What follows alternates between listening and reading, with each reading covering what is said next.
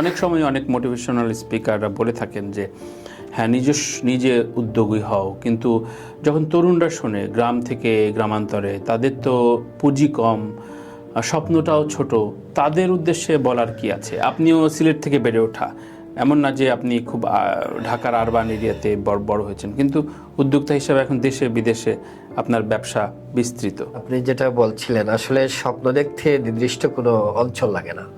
যেমন মাছরাঙা প্রকাশনটা কিন্তু ঢাকার প্রকাশনই নয়। মাছরাঙা প্রকাশনের একেবারে অ্যাড্রেস যেটা ব্যবহার করছে একেবারে প্রান্তিক পর্যায়ে, একটা উপজেলা সদরের অ্যাড্রেস ব্যবহার করে 21 বইমেলায় অংশ নিচ্ছে। তো কেউ চাইলে তার স্বপ্নটাকে আসলে খুব খুব মানে তৃণমূল থেকে দেখতে পারে, এবং সেই স্বপ্ন বাস্তবায়নের পথে হাঁটতে গেলে আসলে তার মনের যে জায়গাটা খুব দরকার সেটা হচ্ছে ইচ্ছা শক্তি। মানুষ যদি ইচ্ছা শক্তিতে প্রাণবন্ত হয়ে ওঠে, মানুষ মানে তার ইচ্ছা শক্তি মানে অদম্য গতিতে এগিয়ে চলে, সেটাতে কখনোই মানে তার পুঁজি বাধা হয়ে দাঁড়ায় না। যেমন আমি বলে থাকি যে বিজনেসে আসলে পুঁজি লাগে না। পুঁজি বলতে আমরা যেটা বুঝি যে আর্থিক ব্যাপার, বিজনেস করতে লাগে না। কেন লাগে না, এটার একটা আমি ব্যাখ্যা দিচ্ছি।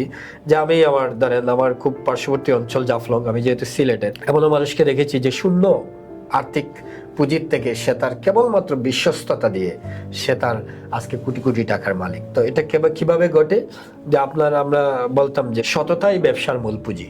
একটা বিভিন্ন জায়গায় একটা স্টিকার লিখে দেখতাম বিভিন্ন দোকান বা কোথাও গেলে যে সততাই ব্যবসার মূল পুঁজি। তো সেখানে তো নিশ্চয়ই লেখছে না যে অর্থই ব্যবসার মূল পুঁজি। তো নিশ্চয়ই ওই শব্দটাই বলে দেয় যে আসলে ব্যবসায় কি প্রয়োজন।